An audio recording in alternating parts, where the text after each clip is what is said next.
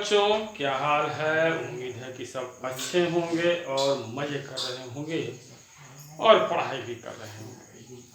बच्चों, हम लोग रिवीजन कर रहे थे चैप्टर नंबर 4 और चैप्टर नंबर 4 में हम लोगों ने एक्सरसाइज 4.3 तक कर लिया था।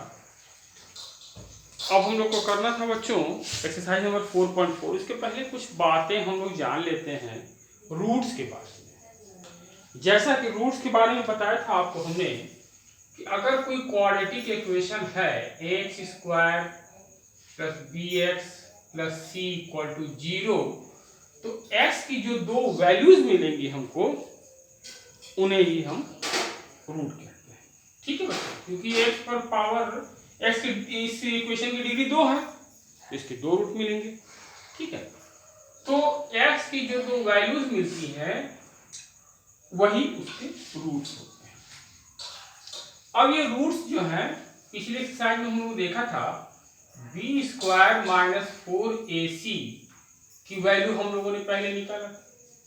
अगर ये ग्रेटर देन 0 या इक्वल टू 0 आता है तो हम ये कहते हैं कि उसके रूट एग्जिस्ट करेंगे, अदरवाइज नहीं करेंगे। ठीक है बच्चों, ये हम लोगों ने कहा। ठीक है, अच्छा अब एक आध कंडीशंस और देखते हैं कि अगर किसी क्वाड्रेटिक इक्वेशन के root b square minus 4ac, तो पहले हम बी स्क्वायर माइनस 4ac निकालेंगे और ये देखेंगे कि इसकी वैल्यू क्या आ रही है। अगर इसकी वैल्यू ग्रेटर देन 0 आती है तो हम ये कहेंगे कि इसके दो रूट्स तो मिलेंगे और दोनों रूट डिस्टिंक्ट होंगे, यानी डिफरेंट होंगे, अलग अलग होंगे और रियल रूट होंगे।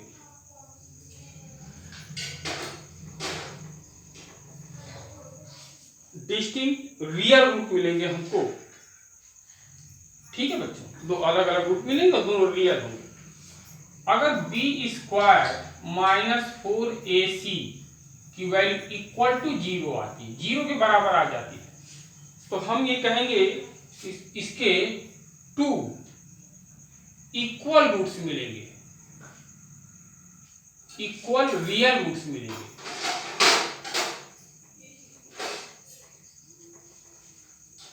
ठीक है बच्चों, और अगर बी स्क्वायर माइनस 4ac की वैल्यू लेस देन 0 आती है तो हम ये कहेंगे कि उसके रूट्स रियल नहीं होंगे, नो रियल रूट्स।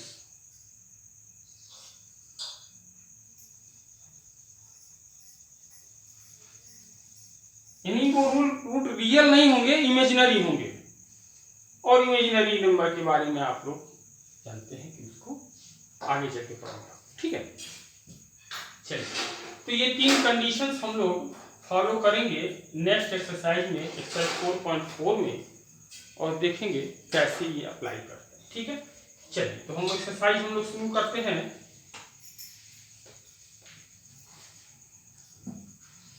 एक्सरसाइज 4.1 का क्वेश्चन नंबर 1 देखें हम लोग। क्वेश्चन नंबर 1 में 3 पार्ट दिए हुए हैं बच्चों, तो कोई भी एक पार्ट हम लोग करते हैं, फर्स्ट ही करते हैं, देखते हैं क्या कहता है। एक क्वाड्रेटिक इक्वेशन दिया हुआ है 2x square minus 3x plus 5 equal to 0। ये एक क्वाड्रेटिक इक्वेशन दिया हुआ है और कह रहा है कि रूट का नेचर बताना है, कैसा रूट है। अगर रियल रूट इसके एग्जिस्ट करते हैं, रियल रूट इसके हैं अगर, तो उन रूट्स को बताना है।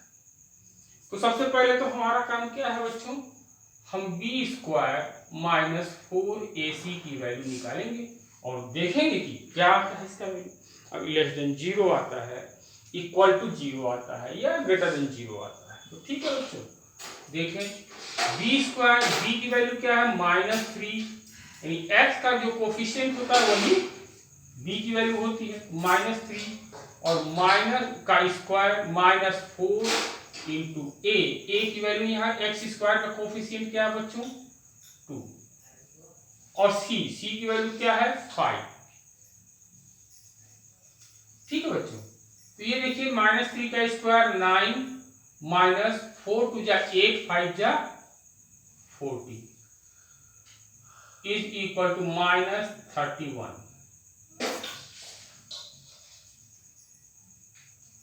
ठीक है बच्चों, तो इसका मतलब क्या हुआ, अगर कोई भी वैल्यू, कोई भी नंबर निगेटिव है तो इसका मतलब वो लेस देन 0 होगा, 0 से उसकी वैल्यू कम होगी। ठीक है, और अगर 0 से कम है तो हम लिख देंगे नो रियल रूट्स।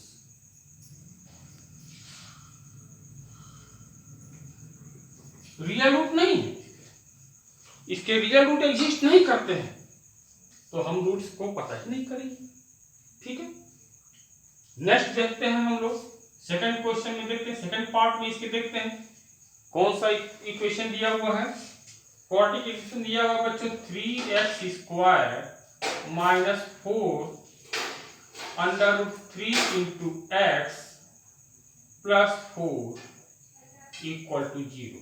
अब देखें इसका रूट रियल है या नहीं है, रियल रूट एग्जिस्ट करते हैं या नहीं, तो हम क्या करेंगे, b स्क्वायर -4ac की वैल्यू निकालेंगे। ठीक है बच्चों, चलिए देखते हैं। -4 √3 का होल स्क्वायर, यहां पर देखिए बच्चों। ठीक है, -4 इंटू a की वैल्यू 3 और c की वैल्यू 4।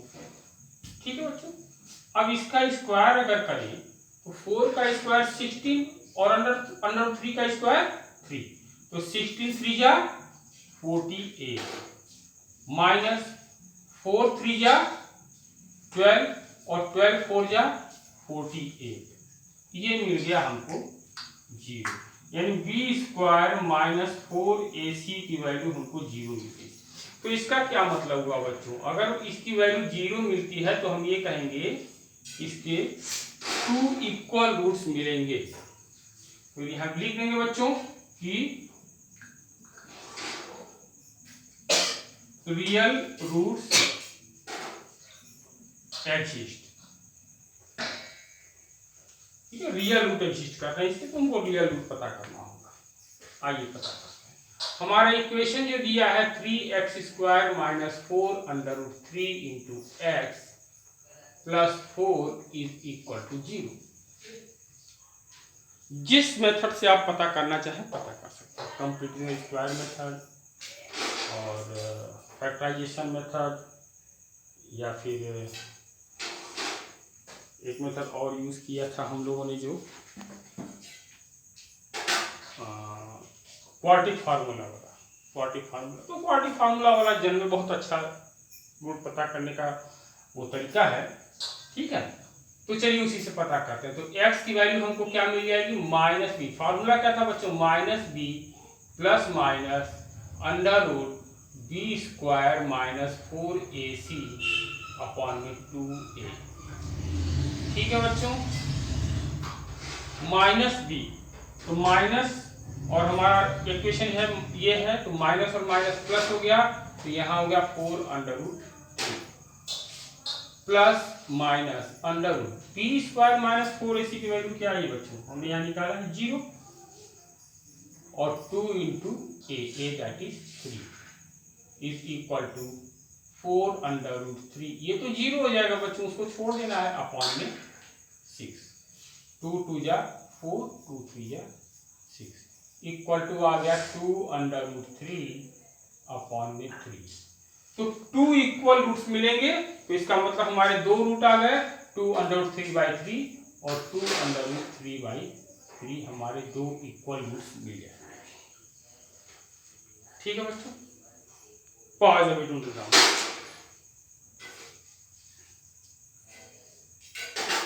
चलिए नेक्स्ट क्वेश्चन की तरफ बढ़ते हैं हम लोग।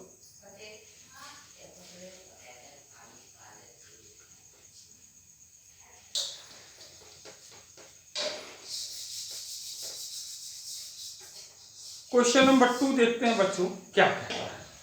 Find the values of k for each of the following contribution so that they have two equal. तो हमें ये कह रहा है क्वेश्चन में, क्वेश्चन को समझिए बच्चों, और क्वेश्चन को समझ के करिए, बहुत आसान हो जाएगा। क्या कह रहा है कि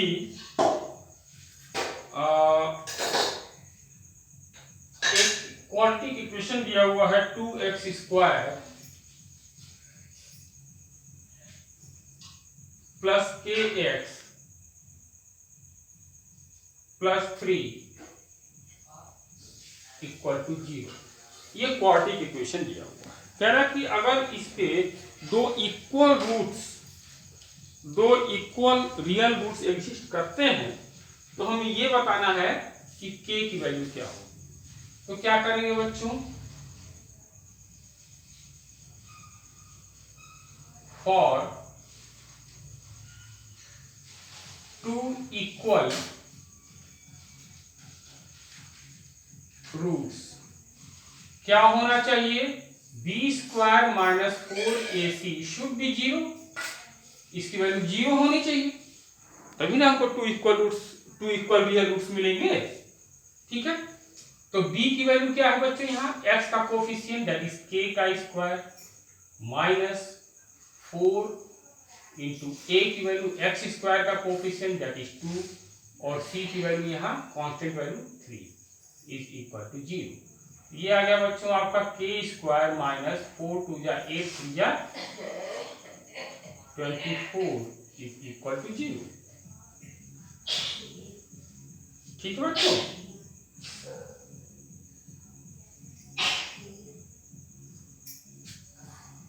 तो k² इक्वल टू क्या हो गया बच्चों आपका 24, और k की वैल्यू निकालेंगे अगर हम तो अंडर रूट में 24।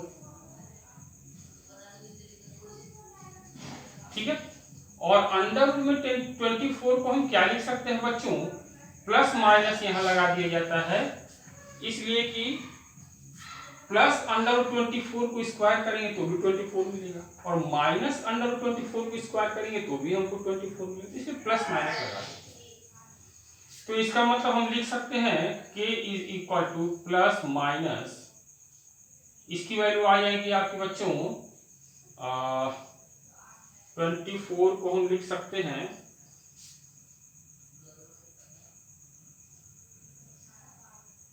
4 6 4 जा, यानी 2 अंडर रूट 6।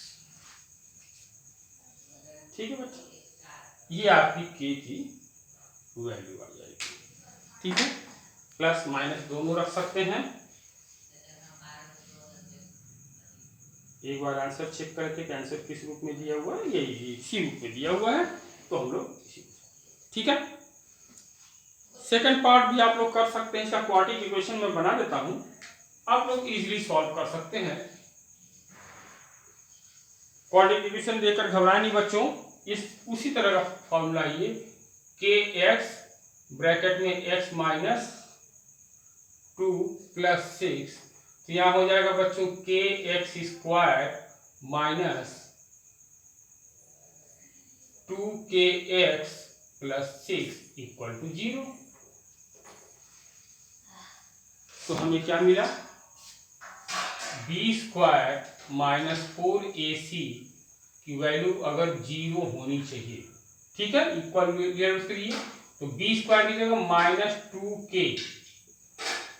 का होल स्क्वायर, माइनस 2k क्योंकि x का कोफिशिएंट हमको लेना, k कांस्टेंट है, माइनस 4 इंटू a की वैल्यू x² का कोफिशिएंट दैट इज k और plus constant value equal to 0। इसका स्क्वायर करेंगे बच्चों तो 4k² माइनस यहां से मिल जाएगा 24k इक्वल टू 0। अब इन दोनों में से हम कॉमन ले सकते हैं, कॉमन क्या ले सकते हैं, 4k कॉमन ले सकते हैं, यहां मिलेगा k माइनस 6 इक्वल टू 0। तो अब देखो बच्चों, किसी भी दो नंबर का अगर मल्टीप्लाई, मान लिया x इंटू वाई, दो नंबर है, इसका मल्टीप्लाई 0 है, तो दोनों में से कोई एक तो 0 होना चाहिए, या तो x 0 है या y 0 है, तभी ना इसका मल्टीप्लाई प्रोडक्ट 0 आएगा, मिलेगा हमको। ठीक है, तो यहाँ पर एक 4k है और k माइनस एक्स है, दोनों में से कोई एक 0 होना चाहिए। तो हम लिखेंगे if 4k equal to 0, this implies k equal to 0। तो एक वैल्यू तो k की 0 हो सकती है, और दूसरी if k minus 6 equal to 0, this implies k equal to 6। यानी k की हमको दो वैल्यू मिल गई, 0 and 6। This is your answer.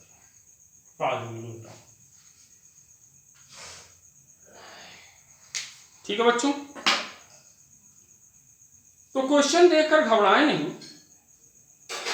Question सभी बहुत अच्छे हैं, और इस तरह का क्वेश्चन तो अक्सर आ जाता है बोर्ड के पेपर में, तो आप लोग अपने विवेक से समझ के इसको सॉल्व कर लेंगे। ठीक है,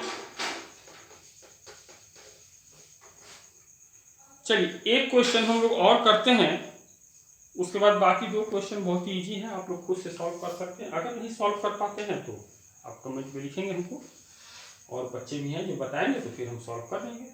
ठीक है, जैसे इसका क्वेश्चन नंबर 4 करते हैं हम लोग।